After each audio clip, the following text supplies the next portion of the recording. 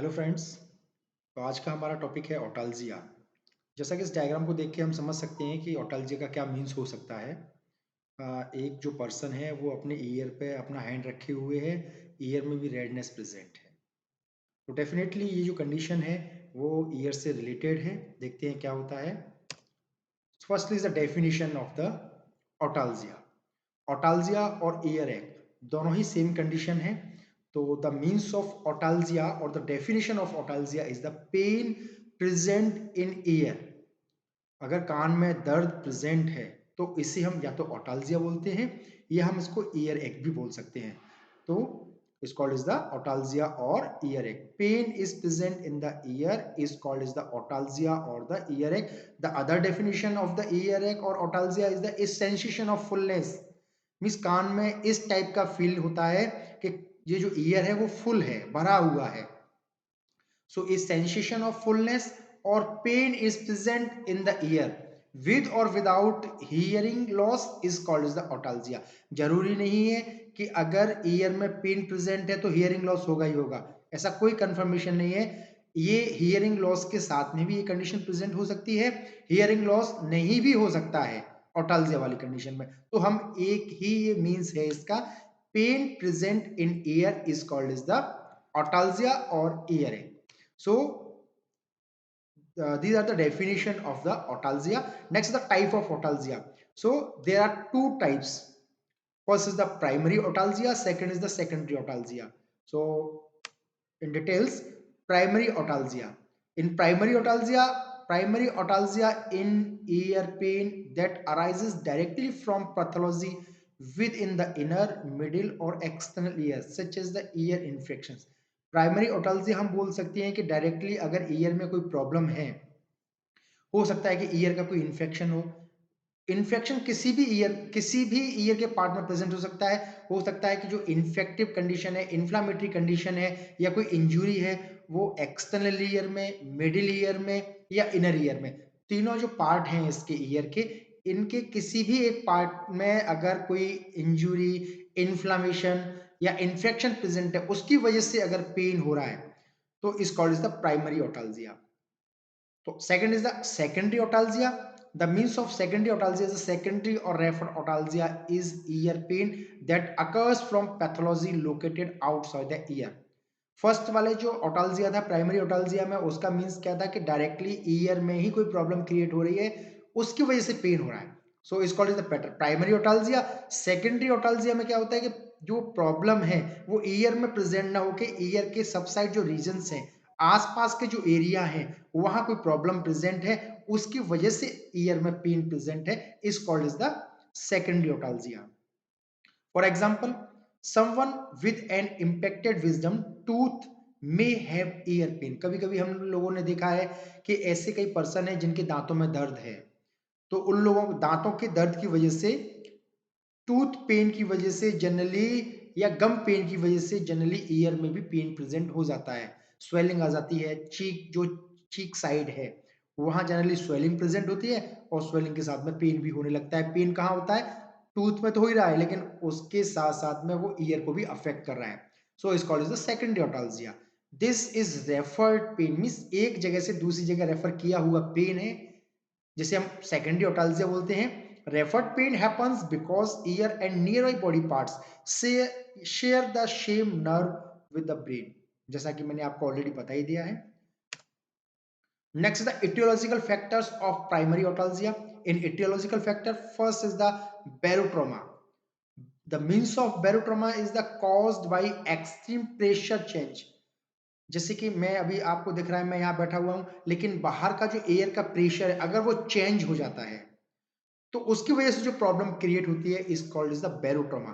कोई traumatic condition, देखो बैरोट्रोमा में का जो एग्जाम्पल है, सही से जो एग्जाम्पल है वो ये है कि जैसे कि हम एयरप्लेन जो है उसमें अगर हम फ्लाई कर रहे हैं और स्कूबा ड्राइविंग का मीन्स रहता है कि अंडर द वाटर, अगर हम प्रेजेंट है तो वहां एयर का प्रेशर जनरली चेंज हो जाता है, जिसकी वजह से जो ट्रॉमेटिक कंडीशन क्रिएट होती है in ear is called is the barotrauma. Barotrauma is the overarching term for medical conditions caused by sudden or significant shift in air or water pressure. So it's called as the barotrauma. Means बाहर का जो pressure है, air का जो pressure है वो change होने की वजह से ईयर में अगर कोई ट्रॉमेटिक कंडीशंस क्रिएट हो रही है, जनरली ईयर ड्रम रप्चर हो रहा है या हो सकता है कि और कोई प्रॉब्लम क्रिएट हो रही है जिसकी वजह से पेन क्रिएट हो रहा है, is called the barotrauma. Next is the foreign object. Foreign objects में जनरली हम लोगों ने देखा हुआ है कई लोग के जो ईयर में इचिंग अगर होती है तो पेन, पेंसिल या बॉबी पिंस, कोई भी आइटम्स जो उनके हाथ में है उसको लेके इस टाइप से ईयर में वो इन करते हैं और ईयर को रब करते हैं, क्लीन करने की कोशिश करते हैं. तो इस टाइप की अगर कोई कंडीशन अगर है तो ये भी जनरली ईयर में पेन को क्रिएट कर सकती है. Next is the any type of ear infection. अगर कोई इन्फेक्टिव कंडीशन ईयर में प्रेजेंट है तो डेफिनेट सी बात है कि वो जनरली इस कंडीशन को क्रिएट कर सकती है. So it is the third cause of the otalgia. Next is the Eustachian tube dysfunction. Eustachian tube generally एक ट्यूब है जो मिडिल ईयर, ईयर, नोज और थ्रोट तीनों पार्ट्स को कनेक्ट करती है. एक थिन ट्यूब है जो जनरली ईयर में एयर के प्रेशर को मेंटेन करती है. अगर वहां डिसफंक्शन मीन्स वो अपना जो वर्क है वो प्रॉपरली ना करे या यूस्टिचियन ट्यूब में कोई ब्लॉकिंग कंडीशंस प्रेजेंट हो जाए तो ये कंडीशन भी जनरली ईयर में पेन को क्रिएट कर सकती है. नेक्स्ट इज द ट्रॉमा और injuries in the year. Year में कोई ट्रॉमा हो गया, कोई इंजुरी हो गई. ट्रॉमा में हम बोल सकते हैं फॉर एग्जांपल हम लोग क्रिकेट खेल रहे हैं, बॉल आके मेरे यहाँ ईयर वाला जो एक्सटर्नल जो पार्ट है वहां आके बॉल ने टच किया या बॉल लगी तो उसकी वजह से अगर पेन प्रेजेंट है is called is the trauma. Trauma is present in the external ear और उसकी वजह से पेन क्रिएट हो गया. तो इस टाइप की जो ट्रॉमेटिक इंजरीज हैं जो या तो एक्सटर्नल ईयर में ईयर कैनाल में प्रेजेंट हो सकती हैं, ईयर को क्लीन करते टाइम पे कोई पेन, पेंसिल या और कोई फॉरेन ऑब्जेक्ट्स है वो जनरली इन हो गया ज्यादा और उसने टिम्पेनिक मेम्ब्रेन को अगर रप्चर कर दिया तो उसकी वजह से पेन क्रिएट हो सकता है. सो ट्रॉमा और injuries in year, so they created the condition of the otalgia. Next is the wax formation. Wax formation generally रहता है कि ईयर में जो वैक्स है या हम बोलते हैं कभी कभी हिंदी में जो कान का जो मैल है, ठीक है, अगर वो एक्सेस अमाउंट में प्रेजेंट है तो कभी कभी वो भी ईयर में पेन को क्रिएट कर सकता है. So these are the causes they create the condition of the otalgia. Next is the, ये जनरली सेकेंडरी ओटाल्जिया के कॉजेज हैं जो अभी हमने प्रीवियसली देखे थे वो जनरली प्राइमरी ओटाल्जिया के कॉजेज थे. Next is the etiological factor of secondary otalgia. First is the sore throat. Sore throat हम बोल सकते हैं सोर थ्रोट का जो मीन्स है इसका pain is present in the throat, गले में दर्द का होना, और वो कंडीशन जनरली फेरेंजाइटिस की वजह से क्रिएट हो रही है. फेरेंजाइटिस का मीन्स है inflammation of the pharynx is called as the pharyngitis or tonsillitis. The means of tonsillitis is the inflammation is present in the tonsils. अगर tonsils में inflammation present है, अगर pharynx में inflammation present है जिसकी वजह से sore throat वाली condition create हो गई. कभी कभी हमें लगता है कि हमारा गला कट सा रहा है, पेन प्रेजेंट है, किसी भी चीज को निगलते टाइम में पेन प्रेजेंट है या जनरली पेन प्रेजेंट है, तो इन कंडीशंस की वजह से, अच्छा ये कंडीशन जो है वो रेस्पिरेटरी इन्फेक्शंस की वजह से क्रिएट हो रही हैं और इनकी वजह से अगर ईयर में पेन प्रेजेंट होता है और हो जाता है, चांसेस हैं, होता है. Next is the dental problems. So in dental problems such as cavities और एब्सेस्ड टीथ, जैसा कि हम अभी कुछ टाइम पहले हमने जो डेफिनेशन पढ़ी थी उसमें देखा था कि जो टीथ का या जो गम का प्रॉब्लम है वो भी जनरली ईयर को अफेक्ट करता है. उसकी वजह से अगर कंडीशन क्रिएट हो रही है ईयर में पेन वाली, so is called is the secondary otalgia. Next is the gastro oesophageal reflux disease. Generally जो गैस्ट्रिक और ईसोफेगस का जो रिफ्लेक्स डिजीज है वो भी इस कंडीशन को क्रिएट कर सकता है. जनरली ये यूस्टिचियन जो ट्यूब है उसको ब्लॉक करने का काम करता है जिसकी वजह से सेकेंडरी ओटाल्जिया कॉज हो सकता है. Next is the year infections. Any type of infection is present in the year, ठीक है, ईयर में प्रेजेंट है या ईयर के जो आसपास जो रीजन्स हैं, जो पार्ट्स हैं, जो टिश्यूज हैं, अगर वहां कोई इन्फेक्शन प्रेजेंट है तो उसकी वजह से भी जनरली सेकेंडरी ओटाल्जिया कॉज हो सकता है। Next the temporomandibular joint syndrome. Temporal bone और मैंडिबल बोन जहां पर जॉइंट करती है is called is the temporomandibular joints. ये जो ईयर के पास में जो जॉइंट है is called is the temporomandibular joints. अगर यहाँ पेन प्रेजेंट है या यहाँ कोई डिजीज कंडीशन प्रेजेंट है, मसल्स में किसी भी टाइप की कह सकते हैं कि मसल्स का पेन है टेम्पोरोमैंडिबुलर में, तो ये पेन जो है ईयर में भी पेन वाली कंडीशंस को क्रिएट कर सकता है। So ear hurts when open mouth और when chewing. Temporomandibular joint syndrome में क्या होता है कि जैसे ही हम खाना खाने के लिए अपने माउथ को ओपन करते हैं, फूड के च्यूइंग के लिए हम माउथ को जनरली या फूड को जब च्यूव करते हैं, चबाते हैं, तो उस टाइम पे ईयर में पेन होता है। So is called is the temporomandibular joint syndromes. So these are the etiological factors of the secondary otalgia. Next is the clinical features. In clinical features, तो first clinical feature इसका है pain. Pain is present in the ear. Next is the bleeding. Bleeding if the present of trauma, हो सकता है कोई accident हो गया, हम क्रिकेट खेल रहे हैं, बॉल आके हमारे कान में लग गई, किसी ने थप्पड़ दे दिया, ठीक है, किसी ने डंडा मार दिया ईयर में, तो हो सकता है कि उसकी वजह से ब्लीडिंग प्रेजेंट हो। तो bleeding is present in case of trauma. Next is the irritation, next is the restlessness, next is the hearing loss may be present. Hearing loss present हो भी सकता है, नहीं भी हो सकता, दोनों ही कंडीशन है। अगर ये ऑटाल्जिया वाली कंडीशन में कोई ट्रोमेटिक कंडीशन है, ईयर ड्रम रप्चर हो गया, तो उस कंडीशन में हियरिंग लॉस प्रेजेंट हो सकता है, may be present. Next is the sensation of fullness in year. Year में जनरली इस टाइप का सेंसेशन फील होता है कि कान भरा भरा सा है, तो sensation of fullness in ear is present in this condition. Next is the diagnostic evaluation. Means इस कंडीशन को कैसे हम आइडेंटिफाई करेंगे कि भाई ईयर में क्या प्रॉब्लम है, पर्टिकुलर प्रॉब्लम क्या है, तो उसको उसकी वजह से पेन क्रिएट हो रहा है, तो इसको called diagnostic evaluation. First is the history collection. तो हिस्ट्री कलेक्शन में जनरली हम पेशेंट से उसकी हिस्ट्री कलेक्ट करते हैं। हिस्ट्री कलेक्शन में हम पेशेंट से पूछते हैं, बताओ भाई क्या हुआ, तो पेशेंट बताता है साहब मैं क्रिकेट खेल रहा था, मेरे बॉल आके मेरे कान में लग गई, साहब मैं ईयर को क्लीन कर रहा था, वैक्स फॉर्मेशन हो गया था, कान में काफी मैल जमा हो गया था, उसको क्लीन कर रहा था।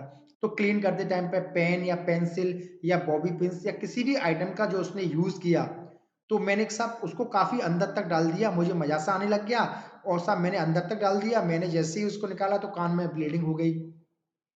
उस टाइम के बाद में मुझे सुनाई भी नहीं पड़ रहा है, मेरे को पेन भी है ईयर में। तो इस ये जनरली हिस्ट्री कलेक्शन है। हिस्ट्री कलेक्शन के थ्रू हम जनरली पेशेंट की डिजीज से रिलेटेड जो भी आउटकम्स हैं उसको हम कलेक्ट करते हैं। Second is a physical examination specially in year. Year का हम एग्जामिनेशन करते हैं, ठीक है, visual examination of the year. हम देखते हैं कि ईयर में कोई प्रॉब्लम तो नहीं है, ये जो एक्सटर्नल ईयर है जो दिख रहा है हमें, वहां कोई रेडनेस प्रेजेंट तो नहीं है, स्वेलिंग तो नहीं प्रेजेंट है, कोई भी एबनॉर्मलिटी अगर प्रेजेंट है तो उसके लिए हम ईयर का एग्जामिनेशन करते हैं। सो is called is the year examination. Next is the microscopic examination of year. बाहर से जब हमने ईयर को देखा तो हमें कुछ दिखाई नहीं पड़ा, लेकिन हमें उसका जो कॉज है, पर्टिकुलर कॉज को आइडेंटिफाई करना है कि प्रॉब्लम क्या है जिसकी वजह से ऑटाल्जिया या ईयर एक वाली कंडीशन क्रिएट हुई है। तो इसके लिए हम जनरली माइक्रोस्कोपिक एग्जामिनेशंस करते हैं ईयर का, इस टाइप से। जैसा कि हम इस पिक में देख रहे हैं कि एक जो मेडिकल प्रैक्टिशनर्स है वो जनरली ईयर का एग्जामिनेशन कर रहा है विद द ओटोस्कोप या माइक्रोस्कोप, जिसके थ्रू जनरली जो मिडिल ईयर है, ईयर ड्रम, ईयर कैनाल का एग्जामिनेशन करते हैं। अगर यहाँ कोई एब्नॉर्मलिटी प्रेजेंट होती है तो हम इस एग्जामिनेशन के थ्रू हम उसको आइडेंटिफाई कर सकते हैं। सो ये 3 टाइप के जनरली एग्जामिनेशंस हैं जिसके बेसिस पे हम पेशेंट की कंडीशंस को आइडेंटिफाई कर सकते हैं, पेशेंट की डिजीज को डायग्नोस कर सकते हैं। First is the history collection, second is the physical examination, third is the microscopic examination of year. Next is the medical management. Means ये अगर प्रॉब्लम अगर हो है तो उस प्रॉब्लम को कैसे ट्रीट करेंगे हम। ट्रीट करने के लिए कुछ तो होना चाहिए। तो first is the analgesic medications.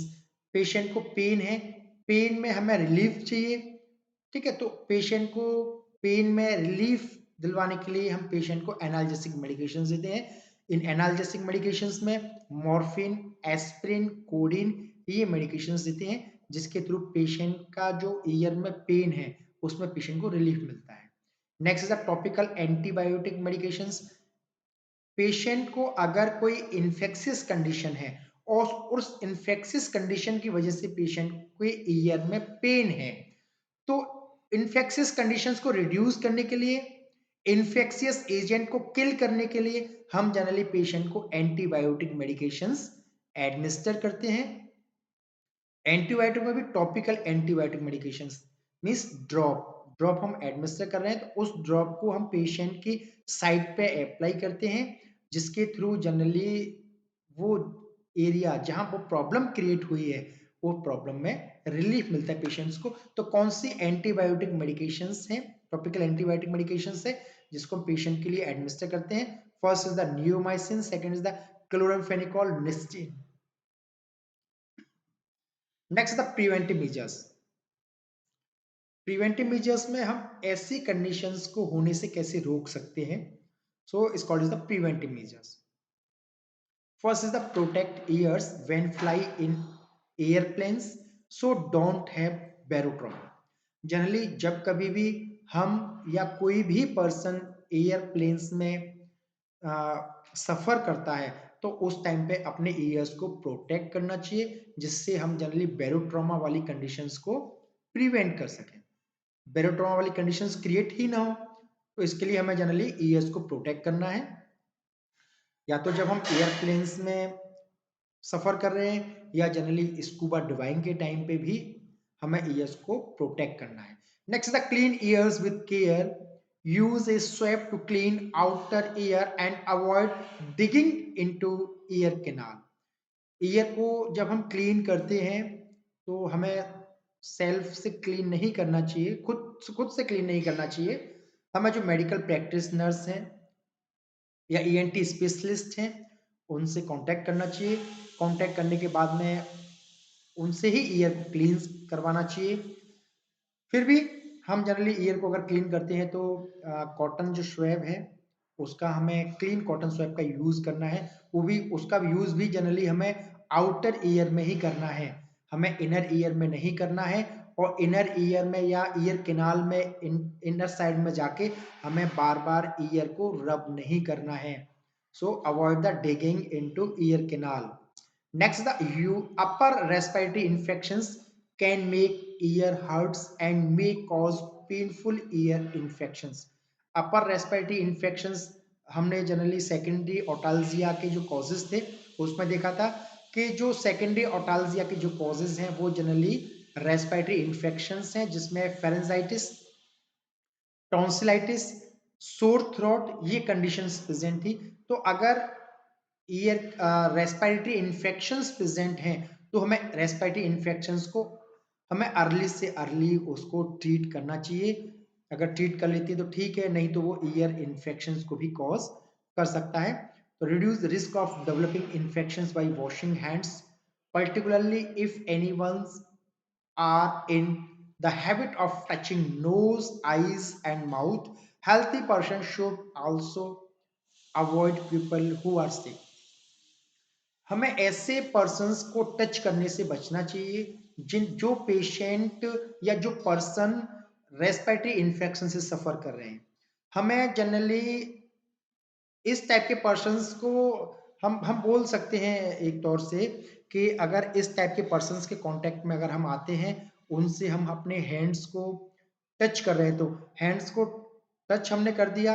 ऐसे पर्सन जो जनरली रेस्पिरेटरी इन्फेक्शन से सफर कर रहे हैं, टच करने के बाद में हमें अपने उन हैंड्स को नोज, आईज, माउथ पर टच नहीं करना है।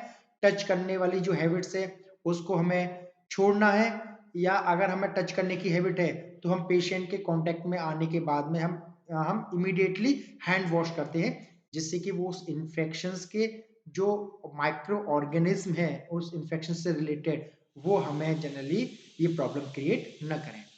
ठीक है, तो these are the preventive measures. Okay, thank you. अगर ये टॉपिक में अगर आपको कोई प्रॉब्लम है, कोई डाउट्स है, समझ में नहीं आता है, तो आप कमेंट बॉक्स में जाकर हमें बता सकते हैं, फिर उसका हम सॉल्यूशन करने की कोशिश करेंगे। Thank you.